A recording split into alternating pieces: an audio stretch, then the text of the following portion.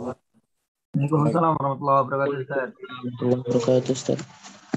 Udah dimulai dulu. Tuh, beli makanan, Bang. Ngaji dulu ngaji.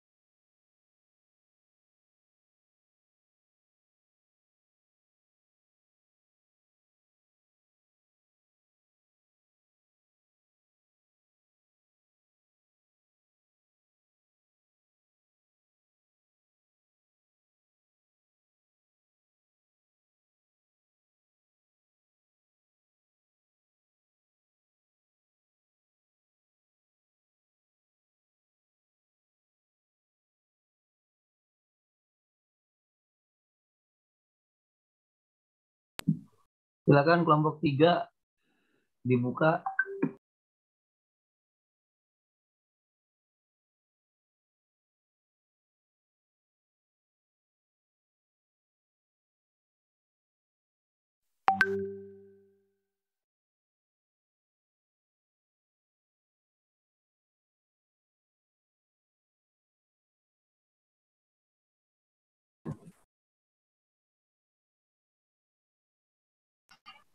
Assalamualaikum warahmatullahi wabarakatuh. Waalaikumsalam warahmatullahi wabarakatuh. Sebelumnya yang terhormat Ustadz, dan saya selaku kelompok 3 meminta maaf dikarenakan pada malam hari ini ada satu teman kami yang tidak bisa mempresentasikan materi pada malam ini, alias tidak bisa hadir pada mata kuliah malam ini. Tapi insya Allah nanti akan saya tampilkan materi mengenai hadis ini. Sebelumnya, untuk menambah keberkahan kita pada malam hari ini, alangkah baiknya kita baca basmalah bersama-sama. Bismillahirrahmanirrahim. Selanjutnya pembacaan ayat suci Al-Quran yang insya Allah akan saya sendiri, yang insya Allah akan saya bacakan. Surat Al-Muluk.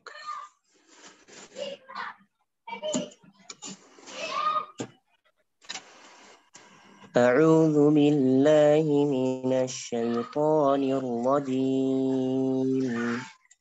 Bismillahirrahmanirrahim.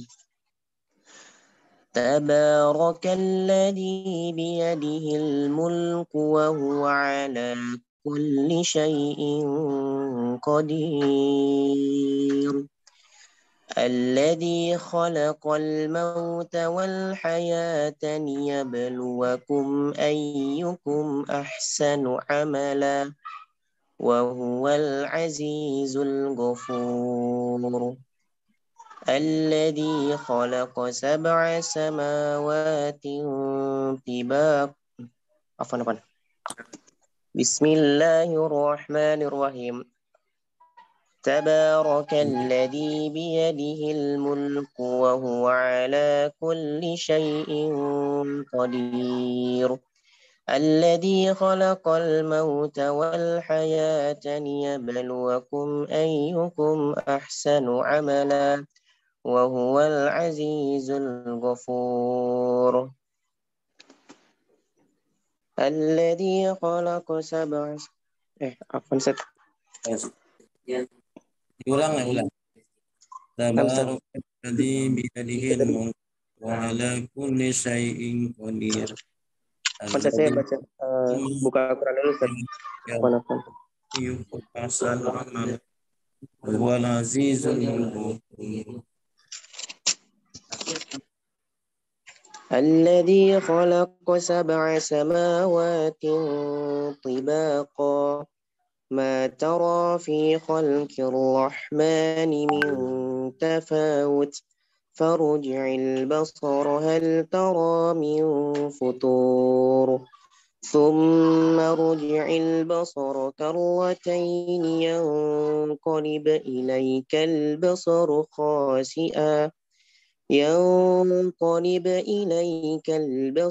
خاسئا وهو حسير ولقد زينا السماء الدنيا بمصابيح وجعلناها رجوما للشياطين وأعتدنا لهم عذاب السعير وللذين كفروا بربهم عذاب جهنم وبئس المصير إذا ألقوا فيها سمعوا لها شهيقا وهي تفور تكاد تميز من الغيظ كلما ألقي فيها فوج سألهم خزنتها ألم يأتكم نذير قالوا بلى قد جاءنا نذير فكذبنا وقلنا ما نزل الله من شيء إن أنتم إلا في ضلال كبير وقالوا لو كنا نسمع أو نعقل ما كنا في أصحاب السعير Sadaqallahul azim. Maha suci Allah dengan segala firman-Nya. Selanjutnya ialah presentasi dari kelompok kami. Sebentar ya Ustaz. Afwan Ustaz, ini Ana baru pulang kerja jadi masih agak kurang maksimal tadi baca Qur'annya. Gak apa-apa mulai. Padahal. Sebentar Ustaz. Afwan semua ya.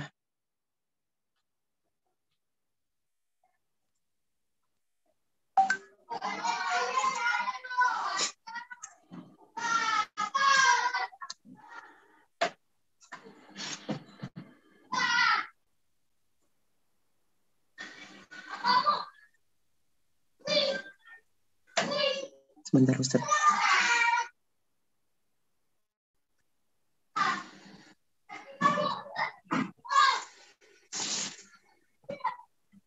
Recording in progress.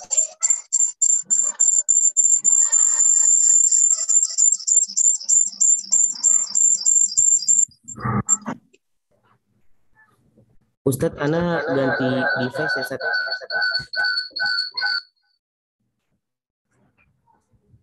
Ana izin ganti device untuk mempresentasikan. Afwan. Sebentar ya semuanya.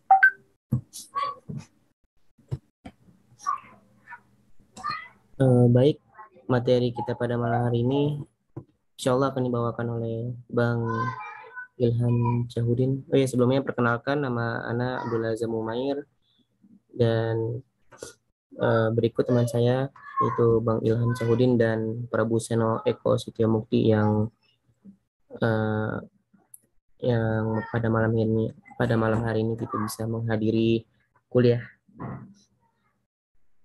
Oke, baik. Pada Bang Ilham, dipersilakan. Bismillahirrahmanirrahim. Kedengeran nggak ini? Kedengeran, Bang? Kan, Mas. Ya, jelas. Bismillahirrahmanirrahim. Assalamualaikum warahmatullahi wabarakatuh. Waalaikumsalam warahmatullahi wabarakatuh. Alhamdulillahirrabbilalamin. Allahumma sholli ala Muhammad wa ala alihi wa sahbihi ajma'in. Pertama-tama kita panjatkan puji syukur kita kehadirat Allah Subhanahu wa taala yang telah memberikan kita nikmat dan karunia-Nya sehingga kita dapat berkumpul dan belajar bersama, insyaallah. Salawat dan salam tak lupa kita haturkan kepada junjungan kita Nabi Muhammad Sallallahu Alaihi Wasallam. Baik, untuk mempersingkat waktu, insyaallah belajar bersama ya Ustadz ya. Mohon izin mempresentasikan apa yang kita bisa, apa yang kita amanahkan dari Ustadz. Insyaallah kita bahas pada pertemuan kali ini. Baik, yang pertama yaitu materi tentang maisir. Maisir yang pertama, yang kedua nanti goror, yang ketiga itu riba. Nah, yang pertama, bismillah, maisir atau khimar yaitu suatu bentuk permainan yang di dalamnya dipersyaratkan jika salah seorang pemain menang, maka ia akan mengambil keuntungan dari permainan yang kalah. Pemain yang kalah dan sebaliknya. Jadi pemain yang menang itu lebih jadi yang kalah itu bisa terimbas rugi dari dari permainan tersebut gitu. Contoh dari maisir ini adalah judi. Nah, jelaskan teman-teman, judi itu terlihat seperti permainan yang dikatakan dilarang gitu. Sedangkan beberapa aktivitas yang termasuk dalam kategori judi yang telah dilarang, misalnya seperti SMS berhadiah sesuai dengan Fatwa MUI nomor 9 tahun 2008 tentang SMS berhadiah dan kuis-kuis yang berbasis telepon. Itu dulu pernah ada ya gitu ya teman-teman ya. Sesuai arahan dari Dr. Nasir Farid dari Mufti Mesir dan Sekjen Majma' al-Bukhut al-Islamiyah Wafa Abu Aziz dan Syekh Abdul Aziz bin Baz. Mengenai hal ini sudah terdapat dalil Al-Quran yang melarang maisir, atau di dalam Al-Quran yang Allah berfirman, hai orang-orang yang beriman, sesungguhnya meminum khamar, berjudi, berkorban untuk berhala, mengundi nasib dengan anak panah adalah perbuatan keji, termasuk perbuatan syaitan. Maka hal tersebut yang kita tahu ini, maka kata Allah, jauhilah perbuatan-perbuatan itu agar kamu mendapatkan keberuntungan. Jadi lantas ketika kita ingin beruntung, dengan kita menjauhi hal-hal seperti ini, insya Allah kehidupan kita akan lebih nyaman, lebih terarah apabila kita menjauhi hal-hal yang dilarang oleh Allah. Seperti itu. Dan yang kedua itu yaitu goror, teman-teman. Pasti teman-teman juga tahu ya, goror ini sekarang sudah mulai ada itu, dan goror ini menjadi topik pembicaraan anak-anak muda zaman sekarang itu. Ya, kita bahas. Goror yaitu ketidakpastian dalam transaksi yang diakibatkan dari tidak terpenuhinya ketentuan syariah dalam transaksi tersebut. Dampak dari transaksi yang mengandung goror adalah adanya penzoliman atas salah satu pihak yang bertransaksi, sehingga hal ini dilarang dalam Islam. Beberapa kategori unsur goror antara lain dari segi kuantitas tidak sesuai dengan timbangan atau takaran. Kemudian dari sisi kualitas terdapat ketidakjelasan pada kualitas barang. Selanjutnya dari sisi harga adanya dua harga dalam satu transaksi, dan yang terakhir dari sisi waktu yaitu terdapat ketidakjelasan pada waktu penyerahan. Jadi goror ini kalau kita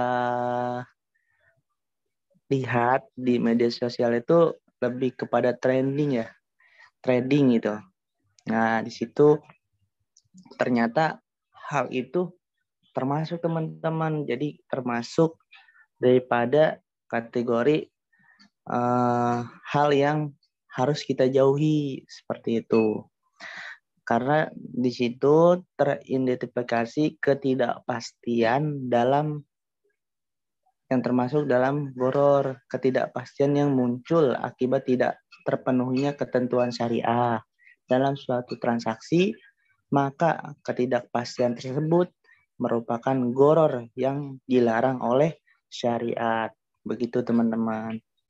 Adapun ketidakpastian yang tepat muncul setelah seluruh ketentuan syariah terpenuhi dalam suatu transaksi, maka ketidakpastian tersebut merupakan sunatullah yang tidak boleh dihilangkan namun dapat dikelola. Jadi seperti itu, goror itu hal-hal yang termasuk kategori yang harus kita jauhi seperti itu. Mungkin kalau misalkan ada pendapat lain dari teman-teman, nanti kita bisa sharing bersama. Dan insya Allah kalau penjelasannya lebih tepat, lebih lengkapnya atau lebih jelasnya, nanti insya Allah disempurnakan oleh ilmunya Ustadz. Yang ketiga yaitu riba. Nah, pasti teman-teman tahu nih kalau yang di perdagangan atau dijual beli riba, pasti sering dengar insya Allah. Riba itu dari segi istilah, segi bahasa gitu, itu yaitu ziyadah, artinya tambahan. Sedangkan menurut istilah, pengambilan tambahan dari hak pokok modal secara batil, caranya gitu. Terdapat perbedaan pendapat dalam menjelaskan riba. Secara umum riba adalah penambahan terhadap hutang. Maknanya setiap penambahan pada hutang, baik kualitas maupun kuantitas, banyak maupun sedikit, adalah riba yang diharamkan. Dan landasan mengenai riba ini sudah ada dalam Al-Quran, surat An-Nisa ayat 29. Itu Allah berfirman, "Hai orang-orang yang beriman, janganlah kamu memakan harta sesamamu dengan jalan yang batil." Adapun yang dimaksud dengan jalan yang batil adalah hal ini, yaitu pengambilan tambahan dari modal pokok tanpa ada imbalan pengganti kompensasi dapat dibenarkan oleh syariah. Seperti itu teman-teman. Jadi 3 perbuatan atau hal ini sudah Allah kasih tahu, sudah Allah jelaskan di dalam Al-Quran. seperti itu. Dan insya Allah teman-teman juga paham dengan hal ini. Kita harus bersikap apa atau mengambil tindakan apa dari hal-hal yang 3 ini. Seperti itu teman-teman. Sampai sini ada yang mau bertanya atau ada yang mau menambahkan?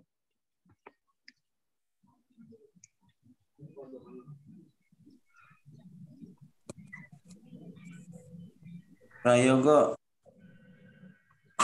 Assalamualaikum Ustadz. Afwan Ustadz. Sepertinya ini kami salah mempresentasikan Ustadz. Ini sebenarnya materi pada fikih muamalah Ustadz. Afwan Ustadz. Afwan banget ini.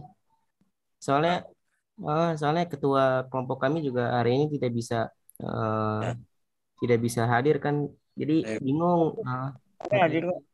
Dan ternyata belum dibuat Ustadz. Afwan. Antum punya buku Al-Wafi Hadis Arba'in. Buku hadis Arba'in Ustadz. Ya, coba baca. Apa-apa baca aja. Nah, Ustadz. Ya. Hadis ke-5 tentang menolak kemunkaran dan bid'ah.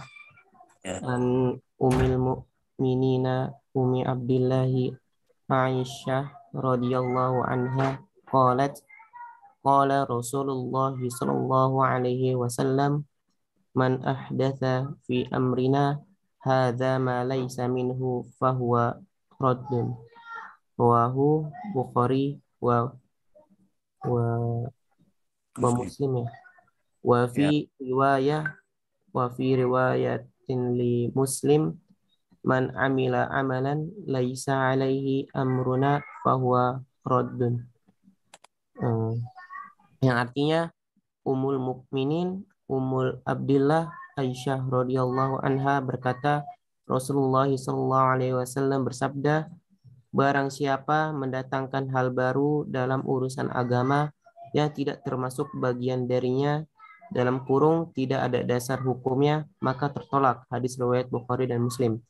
Riwayat Muslim menyebutkan Rasulullah SAW bersabda, barang siapa melakukan amalan tanpa didasari perintah kami, maka tertolak.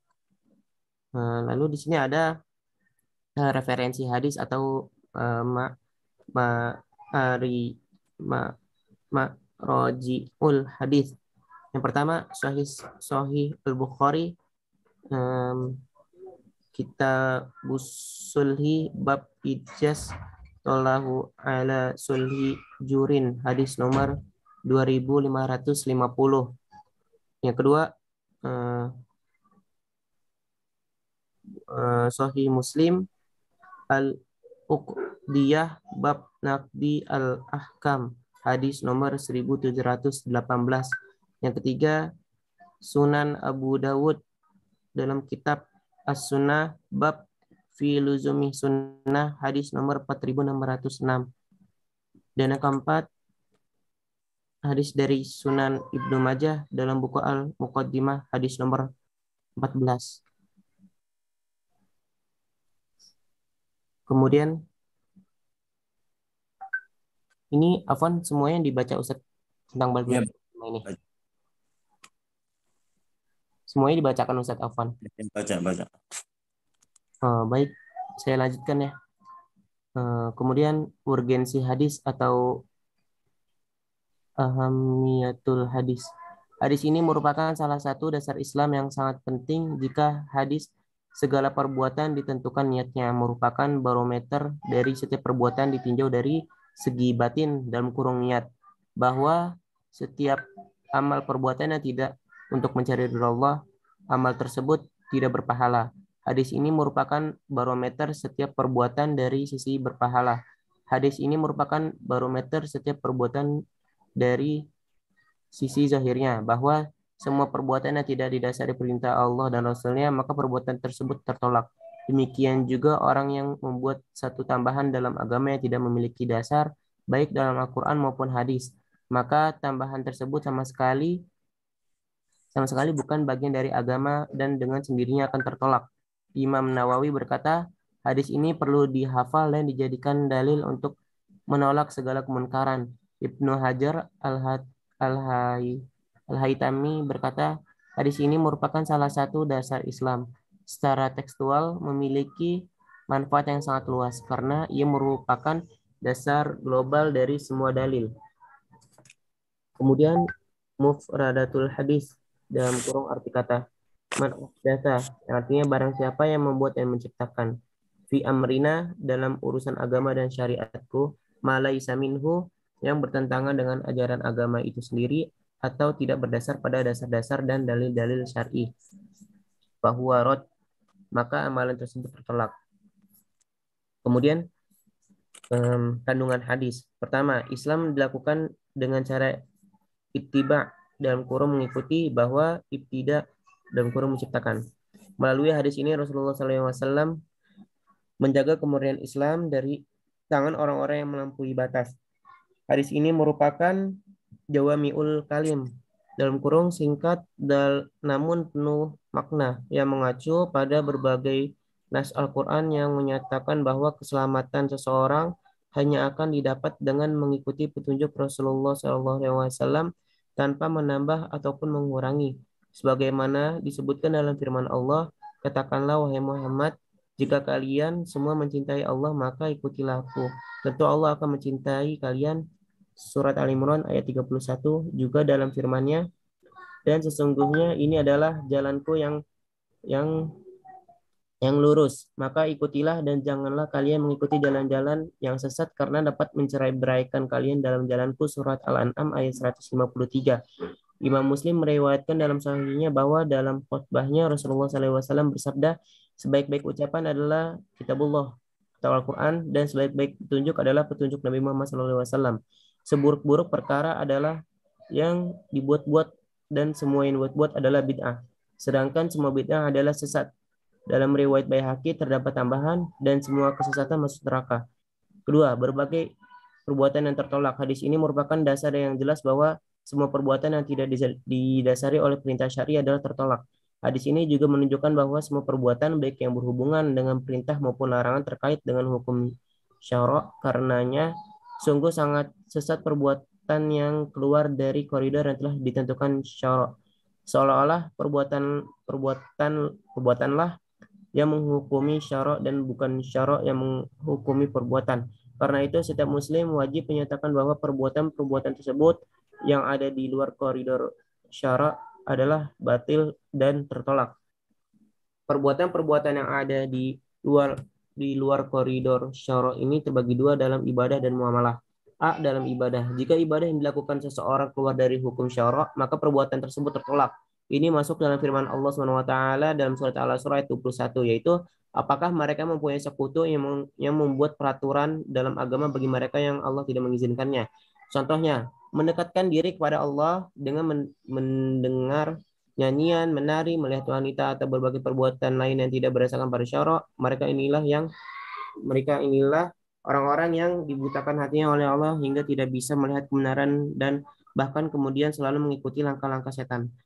Mereka mengklaim bahwa mereka bisa mendekatkan diri kepada Allah melalui kesesatan yang mereka ciptakan. Mereka ini tidak jauh berbeda dengan orang-orang Arab jahiliyah yang menciptakan satu bentuk ibadah dan pendekatan diri kepada Allah sedangkan Allah tidak menurunkannya. Allah SWT berfirman dalam surat Al-Anfal ayat 33 yang artinya sembahyang mereka di sisi Baitullah itu tidak lain hanyalah siulan dan tepukan tangan, maka rasakanlah azab disebabkan karena kekafiranmu. Kadang orang menyangka bahwa jika dengan melakukan ibadah bisa mendekatkan diri kepada Allah, maka pendekatan tersebut bisa mendekatkan diri kepada Allah. Maka pendekatan tersebut juga bisa dilakukan dengan perbuatan yang lain. Sebagai contoh, di masa Nabi Muhammad SAW ada orang yang berpuasa sambil berdiri di bawah sengatan terik matahari. Ia tidak duduk dan tidak berteduh. Lalu Rasulullah SAW menyuruhnya untuk duduk dan berteduh sambil terus menyempurnakan puasanya. Kemudian yang B, muamalah. Sama halnya dalam ibadah, jika tidak ada dasar syar'i, maka amalan yang berkenaan dengan muamalah yang dilakukan seseorang batal dan tertolak. Ini didasari oleh kejadian pada masa Rasulullah SAW. Suatu saat ada orang yang bertanya kepada Rasulullah dan menginginkan agar hukuman zina diubah dengan denda. Maka Rasulullah menolaknya. Lebih lengkapnya kejadian tersebut diriwayatkan oleh Imam Bukhari dan Muslim dalam sebuah hadis yang menyatakan bahwa Nabi Muhammad SAW kedatangan seseorang. Orang tadi bertanya, anakku bekerja pada si fulan, lalu ia berzina dengan istrinya. Saya telah membayar denda sebanyak 100 kambing dan seorang pembantu. Mendengar penuturannya, Rasulullah SAW bersabda, 100 kambing dan pembantu dikembalikan kepadamu dan hukuman bagi anakmu 100 kali cambukan dan diasingkan selama setahun. Demikian juga semua akad atau transaksi yang dilarang oleh syarak, atau dua orang yang melakukan akad mengabaikan salah satu rukun atau syarat akad, maka akad tersebut batal dan tertolak. Permasalahan ini secara lebih rinci bisa dibaca di buku-buku fikih. Yang ketiga, perbuatan yang terima. Dalam kehidupan ada perkara-perkara yang sifatnya baru dan tidak bertentangan dengan syariat, bahkan sesuai atau cenderung didukung dasar-dasar syarak, maka perkara-perkara tersebut diterima. Para sahabat banyak mencontohkan hal ini seperti pengumpulan Al-Quran di masa Abu Bakar, penyeragaman baca Al-Quran di masa Utsman bin Affan dengan mengirimkan salinan-salinan mushaf ke berbagai penjuru disertai para qori. Contoh lain, penulisan ilmu nahwu, tafsir, sanad hadis, dan berbagai ilmu lainnya, baik teori maupun yang bersifat empiris yang sangat bermanfaat bagi manusia dan dapat mendorong terwujudnya pelaksanaan hukum Allah di muka bumi. Bid'ah yang keempat, bid'ah yang tercela dan bid'ah yang terpuji. Dari beberapa uraian di atas, bisa kita tarik kesimpulan bahwa perkara-perkara yang sifatnya baru dan bertentangan dengan syarak, maka perkara-perkara tersebut tergolong bid'ah yang tercela dan sesat. Namun perkara yang sifatnya baru dan tidak bertentangan dengan syariat, bahkan sesuai dengan didukung syariat, maka perkara tersebut baik dan diterima. Dari perkara-perkara itu ada yang sunnah, ada juga yang sifatnya fardu kifayah. Karena itulah Imam Syafi'i pernah mengatakan, apa-apa yang sengaja dibuat dan tidak sesuai dengan Al-Quran atau sunnah ataupun ijma, maka perkara tersebut dalam kategori bid'ah yang sesat. Apa-apa yang sengaja diciptakan dan bersifat baik juga tidak bertentangan dengan syarak, maka masuk dalam kategori bid'ah yang baik. Bid'ah yang sesat pun bervariasi, ada yang makruh dan ada yang haram, tergantung bahaya yang ditimbulkan dan ketidaksesuaian dengan nilai-nilai Islam. Bahkan dalam melakukan perbuatan bid'ah tersebut, seseorang bisa terjerumus pada kekufuran dan kesesatan. Misalnya, orang yang bergabung dengan aliran sesat yang mengingkari wahyu dan syariat Allah mengajak untuk menerapkan hukum perbuatan manusia, menuduh penerapan hukum Allah merupakan keterbelakangan. Atau orang bergabung dengan jamaah sufi yang meremehkan berbagai kewajiban dan mempunyai paham wihdatul wujud ataupun ulul dalam kurung menunggaling kulo gusti dan berbagai perilaku sesat lainnya, termasuk bid'ah syai'ah atau sesat adalah pengagungan suatu benda dan minta keberkahan kepada benda tersebut dengan keyakinan bahwa benda yang ia agungkan bisa memberi manfaat, misalnya mengagungkan pohon, batu, atau kuburan. Pernah suatu saat para sahabat lewat di samping pohon bidara yang diagung-agungkan orang-orang musyrik. Para sahabat berkata, "Ya Rasulullah, biarkanlah kami mempunyai gantungan atau senjata sebagaimana mereka orang musyrik mempunyai gantungan." Rasulullah berkata, "Allahu Akbar." Ini seperti yang dikatakan kaumnya Musa. Buatkanlah kami Tuhan sebagaimana mereka mempunyai Tuhan. Lalu beliau berkata, sesungguhnya kalian adalah kaum yang tidak mengerti dan pasti kalian akan mengikuti kaum sebelum kalian.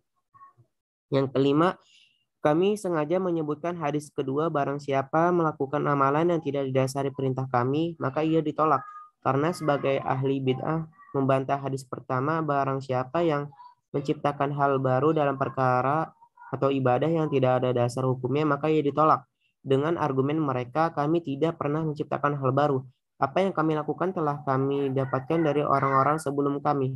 Maka dengan penyebutan hadis kedua ini, argumentasi mereka tidak bernilai.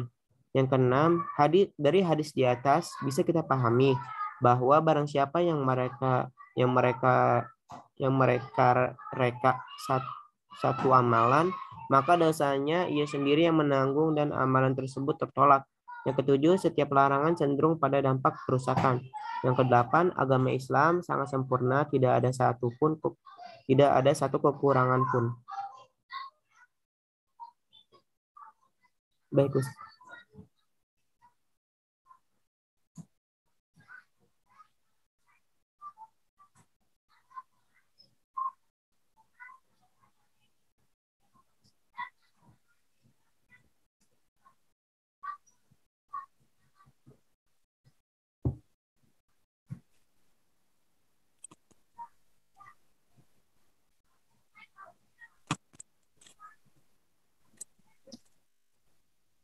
Sudah Ustaz Afwan.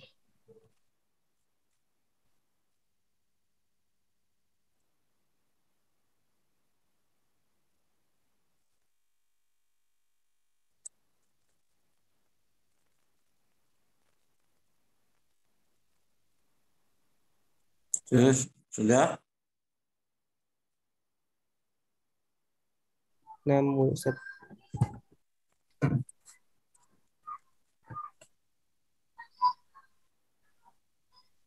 Berikutnya penjabaran materi yang akan disampaikan oleh Ustaz.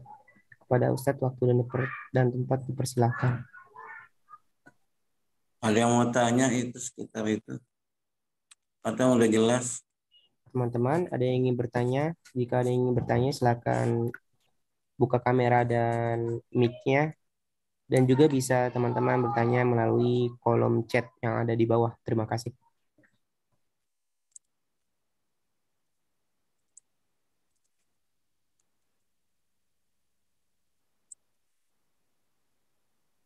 Kalau mau tanya boleh tanya. Ada yang bisa jawab? Ada yang menjelasin? Ada yang punya pemahaman? Ada?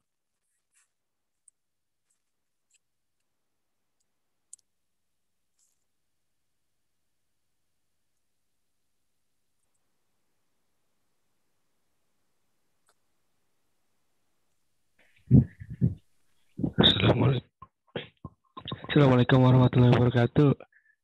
Waalaikumsalam warahmatullahi wabarakatuh. Ana ingin bertanya, kan tadi antum motif hadis kulun bid'atin dalalah wa kullu dalalatin finnar. Terus setelah itu yang antum juga ngutip Imam Syafi'i, kenapa ada bid'ah hasanah sama ada bid'ah baik dan bid'ah yang buruk? Bisa dijelasin? Enggak. Bisa.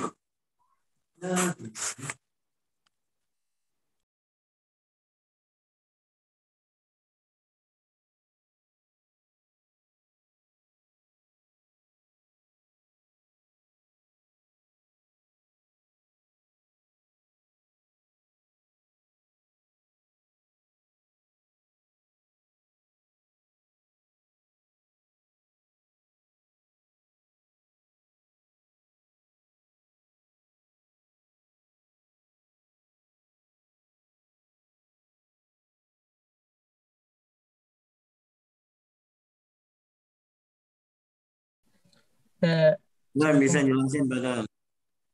Zam, itu hadisnya tolong ulangin. Mungkin tadi yang bertanya tadi hadisnya kurang menyimak.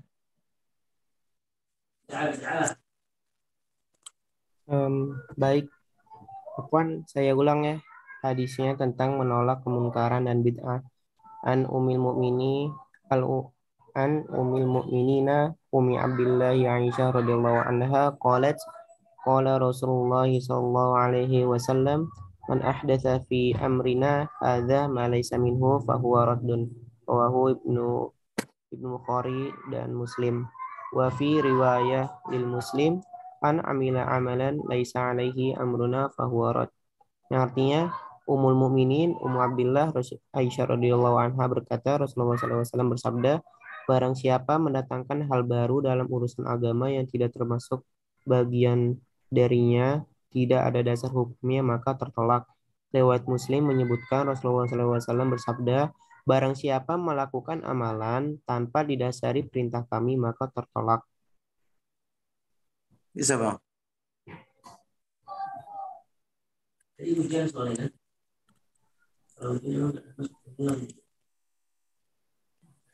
Ada yang bisa jawab,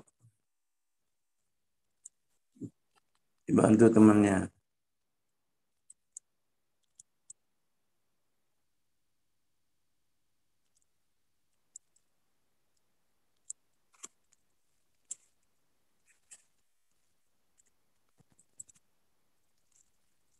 Boleh.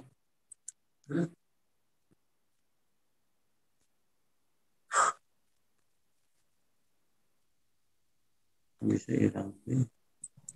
Yang bertanya tadi coba diulangi pertanyaannya coba. Tadi mengenai kandungan hadis bukan ya? Dia nanya jenis, bukan jenis sih. Hadisnya beda tadi. Hadisnya beda yang dia bacakan. Yang dia Iya, tanyakan beda. Afwan. Yang Ana tanyakan berbeda, tapi pada saat dijelasin, hadis tersebut keluar, walaupun bukan pakai bahasa Arabnya. Bang tanyain gimana? Pertanyaannya coba diulang, Bang.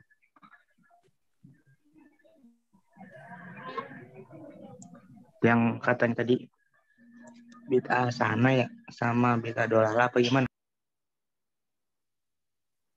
Kullu bid'atin dhalalah. Kullu dhalalah. Nah, Kalian bisa, ada bantu temannya. Afwan, tadi Bang Karim gimana pertanyaannya atau bisa diketik soalnya tadi ketika Bang ngomong suaranya tidak terlalu jelas Bang. Terima kasih.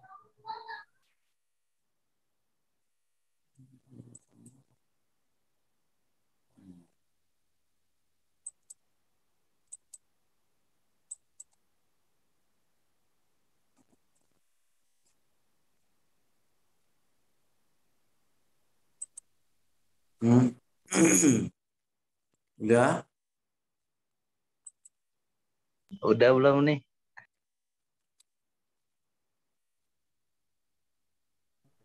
Afwan, gimana untuk Bang Karim atas pertanyaannya? Iya, Bang, kita ulangin aja dah. Kan emang di luar hadis, tapi sama Antum tadi sedikit dikutip yang setiap bid'ah itu sesat dan setiap kesesatan itu di neraka. Kemudian setelah itu Antum juga mengutip perkataan Imam Syafi'i, bid'ah itu ada yang baik dan ada yang tidak. Maksud Ana kok kayak sedikit bertentangan ya. Afwan kalau kurang. Baik, Bang Karim. Sebelumnya Afwan, ini Ana juga membacakan dari buku hadis yang telah dibagikan juga. Dan untuk masalah bidang ini, Afwan, Ana tidak bisa menjelaskan terlalu detail dan mendalam karena Ana juga masih minim ilmu. Mungkin bisa dibantu oleh teman-teman yang lebih mengerti tentang bidah ini atau mungkin dari Ustadz bisa dibantu Ustadz. Afwan, Sukron. Sudah? Yang lain, pertanyaan yang lain.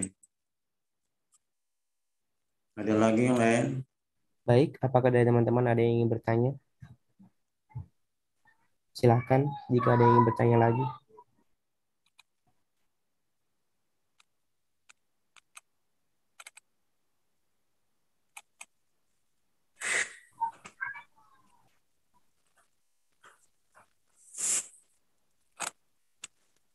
Mungkin hanya izin ini ya, menyampaikan apa yang Anda baca di kitab Al-Wafi terkait dengan pertanyaan Ayah Karim nih.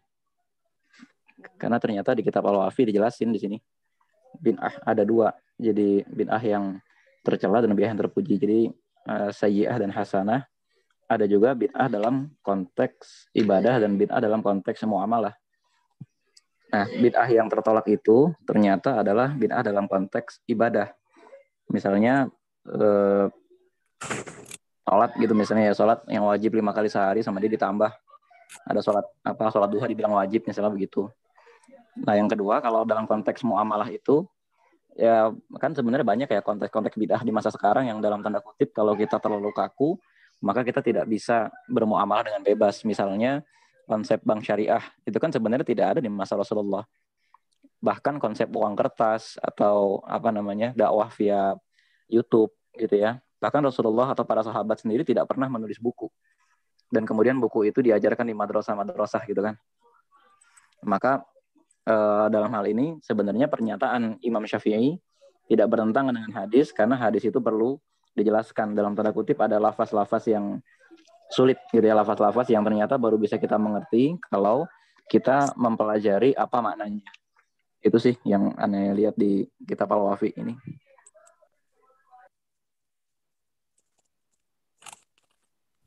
Syukuran Bang. Ada pertanyaan lain? Atau apa yang antum paham tentang bid'ah?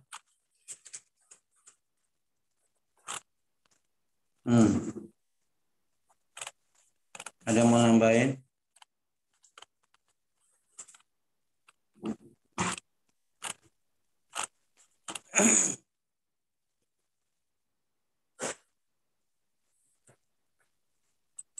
Baik, terima kasih Bang Amar yang telah membantu saya dalam menjelaskan tentang bid'ah ini. Baik, untuk teman-teman, apakah ada yang ingin bertanya?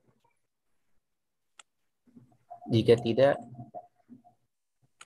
akan kami lanjut ke Pak Ustadz. Gimana teman-teman?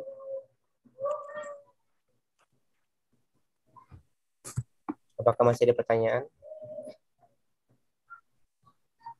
Ada yang mau tanya lagi? Pas. Ada yang puas? Ada yang nggak puas? Atau yang udah selesai? Tidak. Gimana teman-teman? Udah selesai? Antum pada ada nggak di sini? Semuanya ada di sini?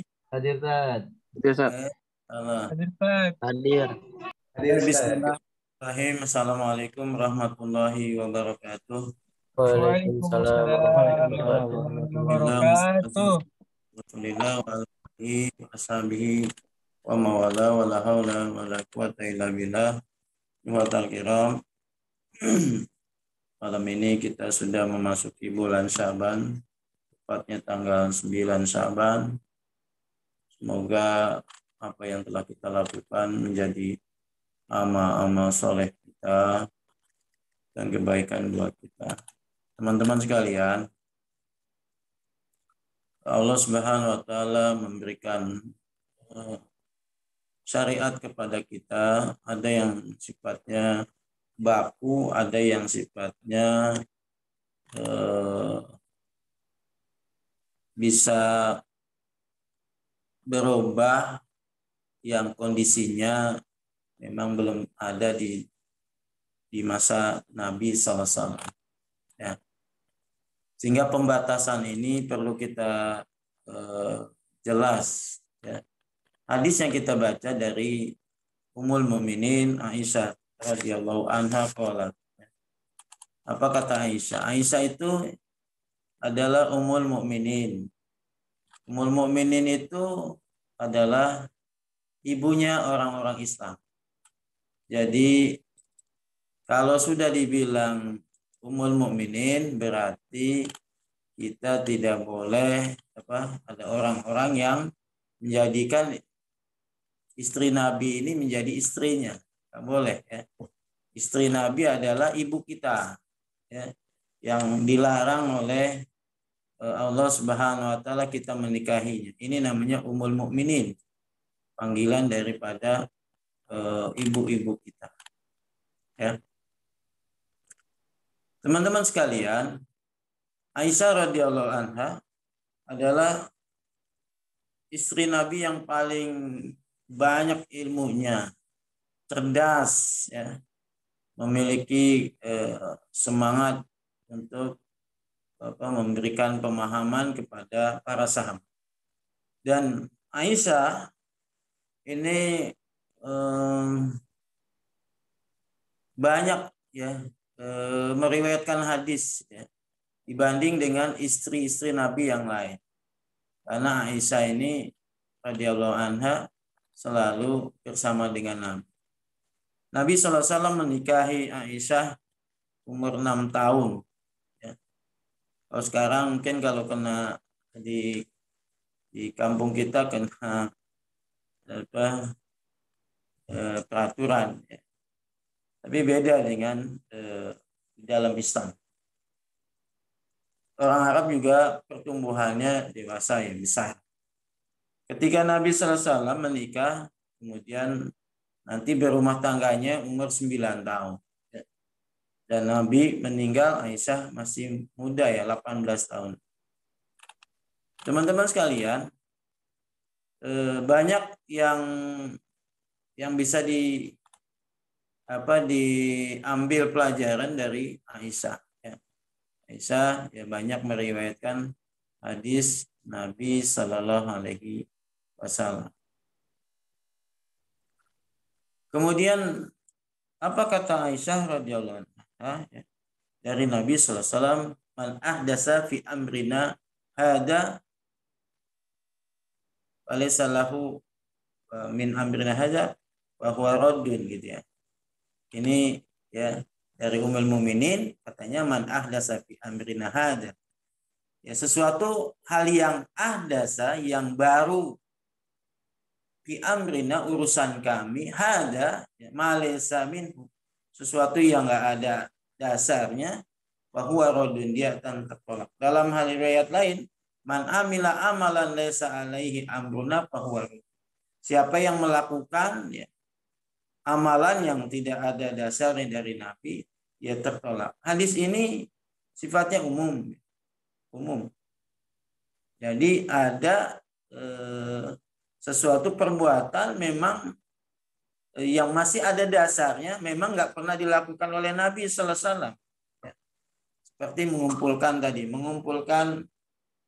Quran, gitu ya, mengumpulkan hadis Nabi, itu perbuatan-perbuatan yang nggak ada ininya. Nah, kalau Imam Syafi'i membagi tadi ya, ada bid'ah yang sifatnya mahmudah, ya, yang mahmudah itu terpuji. Ya. Apabila sesuatu itu perbuatan walaupun nggak dicontohkan oleh Nabi, tapi tidak bertentangan dengan Quran, Sunnah, ijma, ya, kemudian asar, ya, itu dia mahmudah. Ya, ini namanya bid'ah hasanah atau bid'ah mahmudah. Tapi apabila sesuatu perbuatan yang baru dan bertentangan dengan Quran, Sunnah, kemudian ijma ulama dan asar, ya, ini bid'ah yang sesat. Nah ini sih bid'ah itu ada bid'ah hasanah, ada bid'ah dolalah. Ya. Itu secara umum. Pembagian bid'ah itu ya seperti ada pembagian yang sifatnya ada bid'ah yang wajib, bid'ah yang haram, ada yang sifatnya mubah, ya, ada yang sifatnya makruh. Ya. Ini sesuatu. Pada hakikatnya, apabila sesuatu itu masih ada sandarannya dengan ajaran dari Nabi SAW, walaupun tidak diajarkan oleh Nabi SAW, bisa jadi diperbuat oleh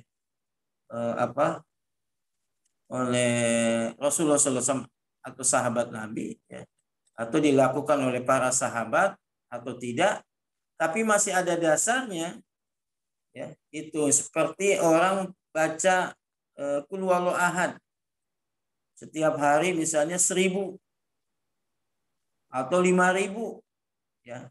Ini nggak pernah diajarkan oleh Nabi, tapi itu sandarannya, ya, masih ada. Itu namanya bid'ah yang kalau kata Imam Syafi'i hasanah. Kalau menurut ulama lain itu idofah, bid'ah yang idofiyah. bid'ah yang ada sandarannya. Nah, kita jangan terjebak dengan bid'ah yang dikit-dikit dolalah, ya, ulu dolalah finnar, ya. Nah, ini kita terjebak ini, makanya kita perlu hati-hati di masyarakat, sehingga banyak masyarakat ya kita justifikasi perbuatannya itu bid'ah, kemudian mengandung sesuatu yang dilarang dan kategori bid'ah dolalah, ya. Kalau kita bilang dolalah semua yang memang gak pernah diajarin oleh Nabi, ya semua orang masuk neraka gitu kan, ya. Nah, ini kita perlu melihat dulu, ya. Sesuatu itu ya ada dasarnya dan tidak bertentangan, ya. Atau tidak ada dasarnya tapi tidak bertentangan dengan syariat, gitu. Misalnya orang makan pakai tangan, itu kan sunnah, ya. Makan pakai tangan itu sunnah. Tapi kalau dia mau pakai sendok, ya, itu misalnya di istana, ya, kita nggak mesti pakai tangan, ya. Itu pakai itu berkembang, ya. Berkembang sesuai dengan tamadun atau kebudayaan seseorang, ya. Nah, ini kita jangan bilang orangnya. Yang nggak boleh adalah orang makan pakai tangan kiri, gitu. Tapi dia mau pakai sendok, kemudian pakai sumpit, itu dibolehkan. Itu menurut kebudayaan, ya, masing-masing tempat. Ya. Memang kalau dia mau pakai tangan, mencontoh Nabi SAW. Seperti wirid-wirid yang dikumpulkan, ya, hizib-hizib, ya. Kalau bacaannya itu memang tidak bertentangan dengan yang diajarkan bacaan Nabi, ya. Misalnya orang baca disusun, ya. Kalau sekarang ini ada orang baca maksurat, ya, kumpulan hadis-hadis yang memang Nabi nggak pernah ngajarin bacaannya itu, ya kayak gitu. Habis ini baca ini, habis ini gini. Ini ada dikumpulin, ada seorang ulama mengumpulkan bacaan itu agar satu memudahkan, kedua mudah hafal dan bisa menjadi sesuatu yang simple, itu disusun. Tapi dia nggak keluar daripada yang diajarkan bacaannya itu, kecuali yang diajarkan oleh Nabi Sallallahu Alaihi Wasallam. Itu namanya bid'ah idofiyah, bid'ah yang ada sandarannya, ya. Nah, ini kita nggak bisa bilang orang ini kumpulannya bid'ah dolalah, ya. Kalau dolalah gitu ya semua orang bisa masuk neraka. Nah, ini kita perlu hati-hati apalagi di kampung, ya, di masyarakat kita. Nah, ini debatable, ya, banyak, ya. Kita nggak masuk ke wilayah yang masih orang punya dalil, ya, orang punya hujah, ya. Seperti tahlilan, ya. Tahlilan itu sendiri kan sesuatu yang disyariatkan, orang bisa baca la ilaha illallah, ya, misalnya. Ya. Nah, ini kalau kita bilang mereka itu yang baca tahlilan itu bid'ah, kemudian bid'ah dolalah finnar, ya, ini perlu juga kita hati-hati, ya. Jangan sampai kita menjadi hakim buat orang lain, ya. Karena dia yang melakukan sesuatu perbuatan yang tidak bertentangan dengan diajarkan oleh Nabi. Memang dia ngumpulin acara-acara itu, ya. Kemudian acara-acara lain, ya, seperti maulidan dan lain-lain, ya, ada sebagian orang membid'ahkan. Ya. Ada orang yang melihat itu sesuatu yang mubah aja, ya, walaupun nggak pernah diajarkan oleh Nabi, ya. Nabi nggak melakukan ada maulid Nabi, kemudian tidak diikuti oleh para sahabat, ya. Tapi ini kita bukan cuma buat sebagai menghabiskan uang kumpul-kumpul orang, tapi bagaimana kita merayakan mengingat ya, biografi Nabi SAW dengan peristiwa besar sehingga memberikan semangat baru. Nah, ini kan pernah ya seorang panglima Salahuddin Al-Ayyubi itu membangkitkan semangat perang perjuangan ya dengan membaca tadi itu ya, lomba ya bagaimana Maulid Nabi dibuat. Itu ada kita bisa kenal bagaimana Nabi SAW perjuangan. Itu tujuan ya. Teman-teman sekalian, ini kita perlu jelas. Jadi yang tadi ada pertanyaan itu, apakah bertentangan dengan bid'ah atau lala, kemudian bid'ah hasanah itu ya. Ini kaidah hadis yang kita baca itu umum ya. Man ahdasa fi amrina hada ya. Kemudian man amila amalan salihan ya. Itu kaidahnya umum. Tapi kalau ada sesuatu perbuatan yang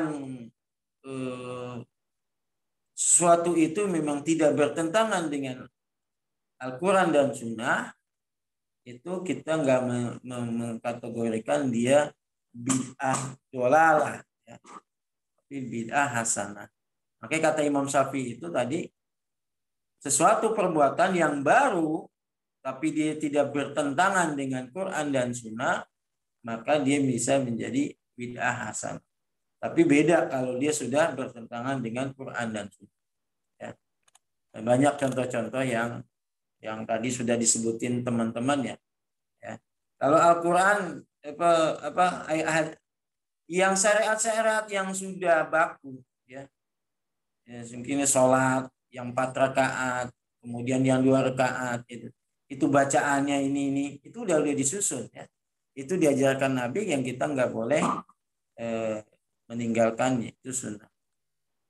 Tapi teman-teman ini perlu hati-hati ya, jangan sampai kita terjebak dengan hal yang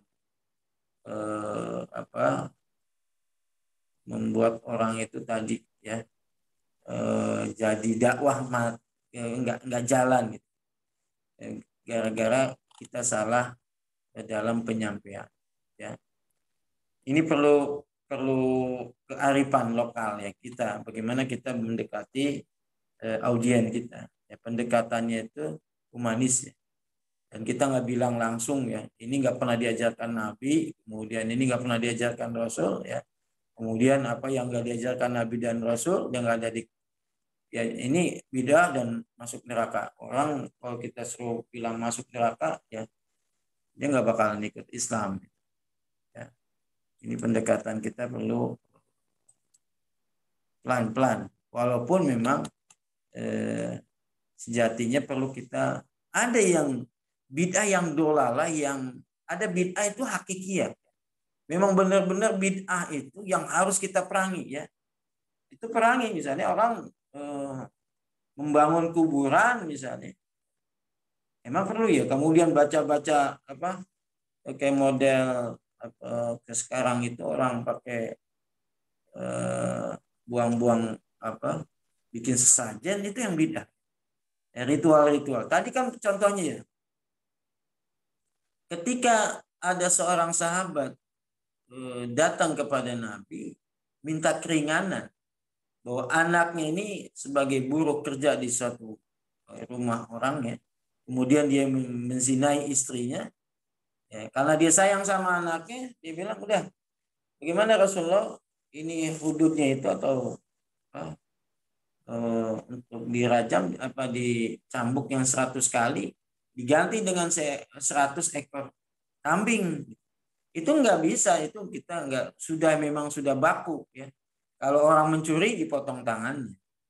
Orang yang berzina ya, tadi harus dijilid atau dicambuk 100 kali. Itu nggak bisa ditawar-tawar. Ini berkaitan dengan aturan yang sudah dijelaskan. Adapun hal-hal yang sekarang terjadi ya, itu berkaitan dengan ibadah, kemudian ibadah dengan hal-hal yang sifatnya sudah ritual, itu perlu kehati-hatian kita ya. Kalau masih ada yang dasar dalil ya, baik itu secara umum di dalam hadis Nabi atau secara umum di dalam Al-Quran, itu kita nggak bisa mengkategorikan itu bid'ah yang sifatnya dolalah. Ini teman-teman ya, ini perlu kita pelan-pelan ya memahami ini, karena yang ada di kampung kita itu ya kita memang lihat begitu ya. Kita begitu. Kayak kemarin polemik ya yang berkepanjangan sampai ujungnya ada hal yang sampai orang melapor ke polisi Bareskrim ya, berkaitan dengan wayang ya. Wayang ini itu sarana ya, sarana. Pada hakikatnya ya sarana ini, tapi dalam pemahaman ya, orang ini itu kan wayang itu ya berbentuk mujasamah gitu kan, berbentuk ya, seperti orang yang itu dilarang itu kita menciptakan. Nah ini masing-masing punya argumen ya. Nah kita nggak perlu memaksakan kemudian sampai kita mengatakan itu sesuatu yang sesat. Kalau emang tujuannya dia sebagai mediasi ya untuk mendekatkan orang pada dakwah ya, itu masih sah-sah ya, boleh ya itu masih ada pendapat yang membolehkan. Ada juga yang melarang. Itu kita punya punya prinsip ya. Kalau kita memang nggak itu sesuatu yang haram dan buat kita itu adalah sesuatu yang nggak boleh, ya kita tinggalin. Ya. Tapi ada orang yang punya argumen bahwa ini bukan bagian daripada hal yang bisa berbentuk yang bernyawa karena sudah wayang itu digepengin ya, bukan berbentuk manusia. Nah ini masing-masing punya dalil. Teman-teman sekalian, ini perlu pemahaman keluasan kita. Ada ulama menyebutkan ada bid'ah tarkiyah, bid'ah idofiyah. Ya tadi kalau Imam Syafi'i itu bid'ah hasanah atau bid'ah mahmudah, ada bid'ah yang mazmumah ya, yang bertentangan dengan Quran dan Sunnah, harus kita tinggalin. Nah kalau seperti yang di kampung kita ini banyak yang mungkin yang perlu kita benahin pelan-pelan kali ya. Tapi kalau memang itu sebagai hal yang masih ada dasar umumnya, ya kita nggak ini. Mungkin kalau kita buat repot kita ya kita pribadi aja. Ya. Kalau Nabi SAW ya nggak habis sholat itu nggak ada zikir secara secara berjamaah ya. Nah, yang ini habis sholat udah ya istilah diam gitu ya. Nah, kalau di kampung kita ini kan ramai ya, habis sholat ya ada zikirnya itu. Hanya tujuannya dia mungkin mengajarin orang yang belum pada kemudian mensyiarkan gitu kan. Itu masing-masing punya dalil. Kemudian nah ini yang perlu kita jaga ya. Kesatuan, persatuan, ukhuwah, hal-hal yang punya masing-masing punya istihad. Ya. Memang yang tadi ya, kalau sesuatu itu yang memang bertentangan dengan Quran dan Sunnah, bahwa syariat ini kan sudah sempurna ya. Al-yawma akmaltu lakum dinakum wa atmamtu alaikum ya. Syariat ini sudah sempurna, nggak boleh kita bikin-bikin syariat. Ya. Dan kita nambah-nambahin, nggak boleh ngurangin, nggak boleh. Ya. Nah ini tadi yang sudah baku, ya baku. Teman-teman sekalian, ini mungkin ada yang mau tanya atau yang kurang jelas, atau mau yang nambahin, ya, atau punya pendapat, ya pendapat masing-masing kita punya argumentasi, ya, pendapat. Kepada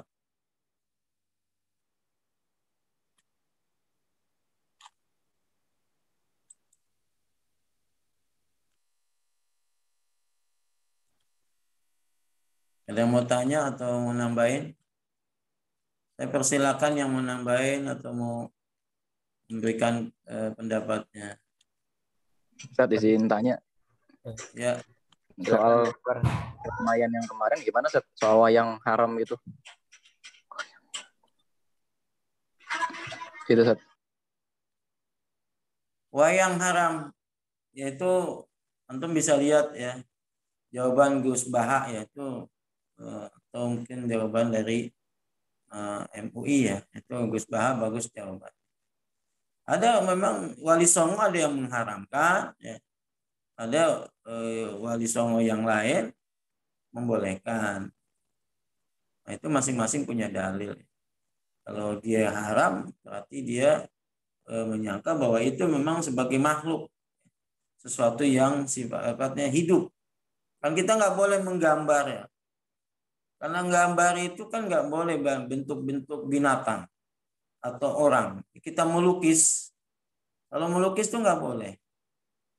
Yang binatang sesuatu yang bernyawa. Nanti pada hari kiamat ya Allah akan minta orang ini menghidupkan. Ini yang nggak boleh. Nah, yang membolehkan bahwa ini wayang ini bukan sudah berbentuk orang, sudah digepengin gitu. Dan dia sebagai wasilah ya untuk mendekatkan orang masuk Islam. Itu awalnya begitu. Kalau kita masih punya cara untuk menghindar ya kita ya cari yang lebih baik lah ya. Nah, kan menjadi polemik ya, sampai berkepanjangan. Nah, kita perlu juga kalau kita punya prinsip beda dengan kebanyakan orang, kita perlu hati-hati. Dan yang disampaikan juga nggak salah sebenarnya. Karena ini kan komunitas khusus, pengajian khusus. Karena ada orang yang bolok apa aja jadi masalah. Ya. Dan ini mainstream berhadapan dengan orang yang biasa di kampung di Jawa yang menggunakan wayang orang, wayang kulit gitu. Nah, ini kita perlu hati-hati. Ya. Kalau tujuannya buat dakwah, orang kan pendekatan pakai media. Ya, media kayak unyil gitu kan. Ya. Unyil kalau mainan gitu. Orang lebih cepat nangkep gitu. Ya. Dilihat tadi tujuan dan motivasinya ya. Dan itu masing-masing punya punya filosofi ya. Ya nama-nama wayang itu ya. Nah, ini Anda nggak kurang paham lah. Tapi intinya ya kita yang mau membolehkan yaitu nggak juga meributkan orang yang mengharamkan. Ya. Orang yang haramin juga yang memberikan punya keluasan ya, kelapangan. Ada orang yang berbeda gitu. Nah, ini beda lagi nanti kalau kita sudah punya pemahaman yang kuat ya, bisa kita punya. Semasih itu yang ada ikhtilaf, kita nggak ribut di situ. Maka waktu habis di situ aja. Ya. Umat Islam kadang habis di hal-hal yang kecil. Ya. Nah, kalau kita masih ada yang lebih usul, lebih pokok, kita cari yang lebih penting dulu. Ya. Kecuali nanti sudah selesai semua, kita perlu penjelasan. Ini yang nggak boleh, ini nggak boleh. Ini haram, ini bid'ah, ini. Ya. Itu perlu. Kalau sekarang kita ribut dengan itu, maka kerjaan yang besar ya, kita keteteran. Ya. Ini waktu yang tersedia kita ini untuk membenahi umat itu, ya, itu juga lihat juga aulawiyat. Yang prioritas itu yang mana? Ya. Kalau gara-gara kecil kemudian kita ribut, ya, itu yang senang itu musuh-musuh Islam ya. Baik itu orang yang liberal atau mungkin orang yang berpaham bebas, gitu, nggak punya Tuhan. Ya. Atau orang-orang yang memang munafik gitu banyak. Ya. Memang mereka suka begitu agar umat Islam itu berpecah, ya. Berpecah. Nah, ini kan seringnya begitu, dibikin isu, dilontarkan hal-hal yang kita sibuk dengan yang kecil-kecil. Walau alam bisa. Ada yang lain? Kalau nggak ada, kita cukupkan jam 9. Intinya, teman-teman sekalian, bahwa agama kita itu sudah sempurna. Kita nggak boleh tambah dan dikurangi. Ya. Kemudian kita bukan sesuatu itu, amalan bisa diterima kalau ikhlas. Itu hadis yang pertama. Kemudian amalan itu bisa diterima ittiba Rasul. Nah, ini hadis ini. Ya. Kalau kita melakukan amal itu bisa diterima, dua syarat ini ya. Itu bukan ibtidak, tapi ittiba. Kita bukan membuat baru, tapi kita menjadi mengikut yang diajarkan oleh Nabi SAW. Kemudian dilakukan oleh para sahabat Nabi SAW. Kadang sahabat melakukan yang Nabi belum lakukan, seperti Bilal. Ya. Bilal setiap habis wudhu itu dia sholat. Sampai kata Nabi, wahai Bilal, apa yang membuat sendalmu itu sudah masuk duluan ke surga? Ya. Kata Bilal, saya kalau wudhu saya sholat 2 rakaat. Itu kan nggak diajarin Nabi gitu kan? Ya. Tapi ada yang namanya Nabi itu ada sunnah takririyah, ya. Sunnah yang ada qauliyah, sunnah fi'liyah, ada perbuatan, ucapan, dan ketetapan dari Nabi. Ya. Nabi itu menetapkan diamnya Nabi itu tanda Nabi ya, setuju gitu. Banyak sahabat-sahabat yang melakukan ya perbuatan yang tidak diajarkan Nabi, tapi Nabi diam.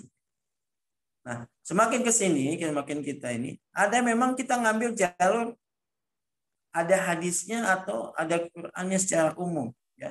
Tadi orang yang melakukan amalan-amalan sifatnya sendirian. Contoh tadi dia baca wiridan, Allahumma sholli ala Muhammad, ya. Dibaca mungkin satu hari 10.000 kali. Buat dia boleh aja. Ya, Nabi kan nggak ngajarin gitu kan. Ya, sebanyak-banyak. Atau orang membaca istighfar. Yang diajarin Nabi istighfar kan 100. Ya, aku tidak kurang dari 1 hari itu 100. Dibaca istighfar itu seharinya 10.000 misalnya. Ya. Ini masih ada idofia, ada sandarannya bahwa banyak istighfar itu ya membuat kita itu ya kelapangan rezeki, kemudian kemudahan. Ya. Jadi kita nggak ini kayak mau selawat. Selawat yang diajarkan oleh Nabi itu ada selawat yang kita pahami lah, Allahumma sholli ala Muhammad wa ali Muhammad. Atau selawat Ibrahimi, Allahumma sholli ala Muhammad wa ali Muhammad kama sholli ala Ibrahim wa ala Ibrahim. Tapi ada selawat yang kita dengar sekarang tuh banyak. Ya. Itu nggak diajar Nabi. Tapi intinya itu nggak bertentangan kita berselawat kepada Nabi SAW. Kalau memang ada isinya itu bertentangan dan jelas pertentangannya, itu yang nggak boleh. Ya. Nah itu namanya bid'ah. Bid'ah dolalah yang perlu kita perangin. Ya. Tapi kalau ada perbuatan yang memang nggak bertentangan, walaupun secara umum ya, itu masih dibolehkan. Bisa antum lihat di internet ya berkaitan dengan bid'ah. Ini banyak ulama bicara ya, terutama ulama-ulama kontemporer ya. Dan kita terbuka, tidak memaksakan sesuatu yang nggak pernah diajarin Nabi, kemudian bid'ah, kemudian kita bilang sesat masuk neraka ya. Nanti orang banyak nggak sholat ya, banyak orang nggak mau ngaji ya. Ngaji kan ada seremonialnya ya. Itu dibilang sesat, dia malah nggak mau ngaji. Baik teman-teman, besok disiapin hadis ke-6 ya, insya Allah. dikasih tahu apa yang tugas ya. Harusnya ada yang tugas hari ini, tapi udah cukup dibaca tadi, sudah memenuhi apa yang kita inginkan ya secara umum ya. Kemudian kita bisa paham. Kalau masalah keduniaan itu boleh, kita bebas ya. Nabi SAW ketika mendapati sahabat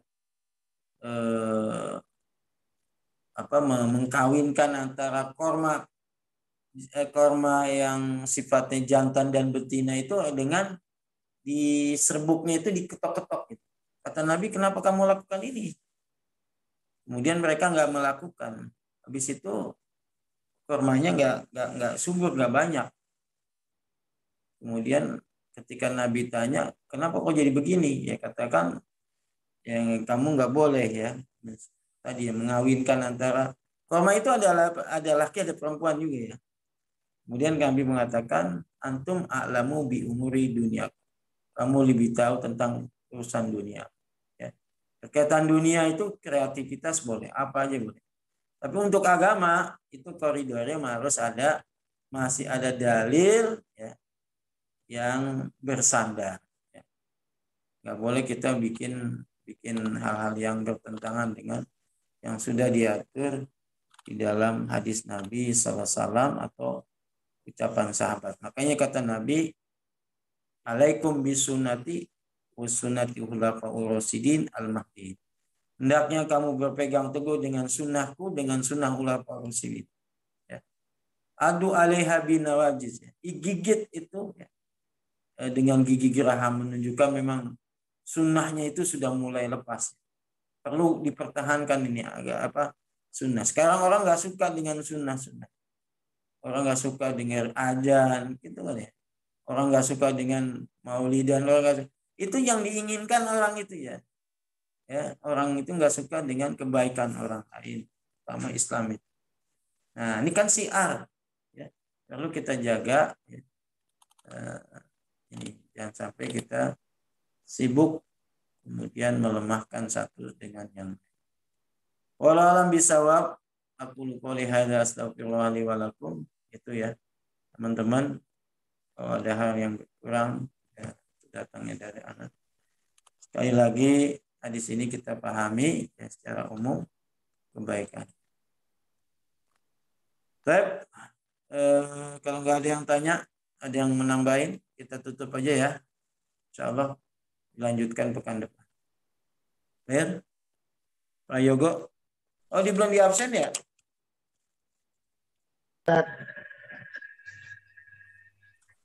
Sudah ada absen di grup, Ustaz. Di grup udah ada, tapi Ya, nanti besok lah anak siapin ya. Kita tutup aja ya. Baik, Ustaz. Ya. Subhanakallahumma wa bihamdika asyhadu an la ilaha illa anta astaghfiruka wa atubu ilaik. Assalamualaikum warahmatullahi wabarakatuh. Pamit ya. Waalaikumsalam warahmatullahi wabarakatuh.